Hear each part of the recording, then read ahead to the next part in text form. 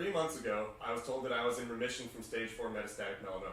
My scans had come back NED, which is no evidence of disease, and I was done with treatment and clean and free to go.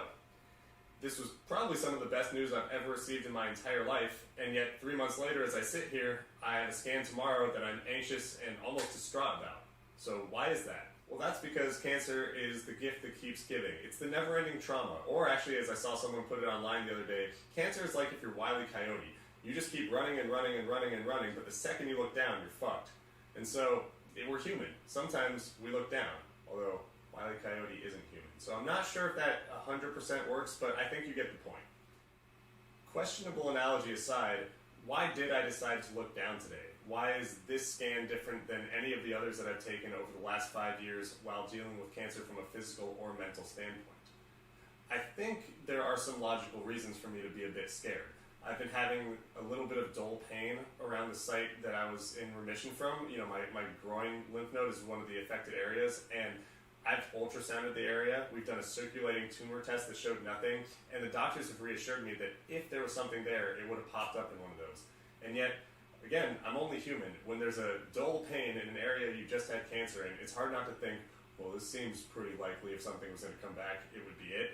And also, I do know that the closer you are to your cancer diagnosis, the more likely you have a recurrence. That's just the statistics on cancer, and even if everything seems like it's going well physically, mentally, or otherwise for me, this one represents a big moment in my progression towards being cured, which is, again, in quotes, anyway. And even me highlighting those air quotes, it represents a little bit of the anxiety or maybe the negative headspace that I'm in right now, because typically I like to look at things from an optimistic point of view. The statistics that we have on metastatic melanoma are probably not accurate relative to the updated immunotherapy treatments we have or the life expectancy of people who have gotten modern cancer treatment. And I always say cancer is a unique disease in that it is just person to person. Your body responds differently, your situation is different, and we're learning more and more things each year. And I do honestly believe that I have a great chance at living a long life in spite of what is technically an incurable stage 4 metastatic melanoma diagnosis. So if I can walk myself through the feelings that I have leading into this scan, both the pros and the cons, or I guess the positives and negatives, what's the takeaway? Because I always like to take the approach of we can only work with what's put in front of us, but you know, you're trying to develop your skills, whether that's your trauma coping mechanisms or your lifestyle mechanisms surrounding being a cancer patient. And for me, I guess it led to a couple realizations. The first of which is that building these skills, just like dealing with cancer, is never going to be truly linear, because that's not how building any skills work. In life, you know, you progress and then you plateau and then you stagnate, and sometimes you actually regress in your skills. And so for me, coming out of the more serious diagnosis at stage 4 metastatic melanoma in February, I probably regressed a little bit in terms of my mental skills and my ability to deal with, you know, scans, or my ability to look at my life objectively and not have these like swirling emotions, you know, as I go into a scan. But that's okay, I'll relearn it. This is my first scan out, where as opposed to, you know, I went through 4 years of NED before I had a recurrence, and it did get very easy for me to go into a scan.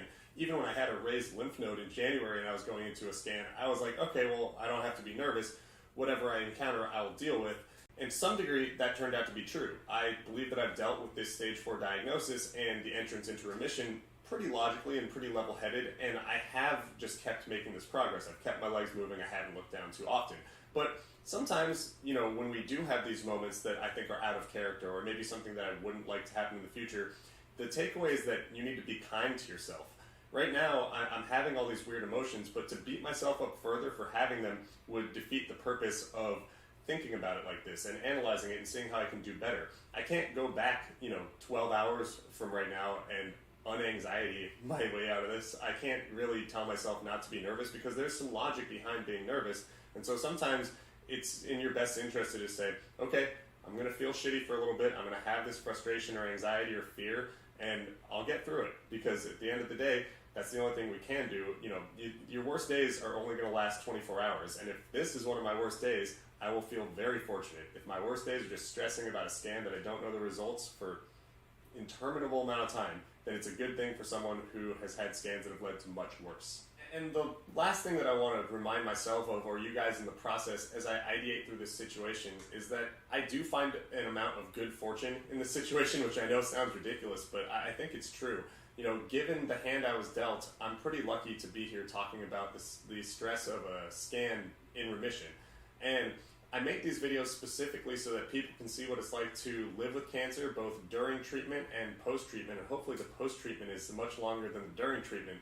But it's such a wild and variant disease that we don't know, and I'm going to always be happy when I'm in this state of good health, when I'm in remission.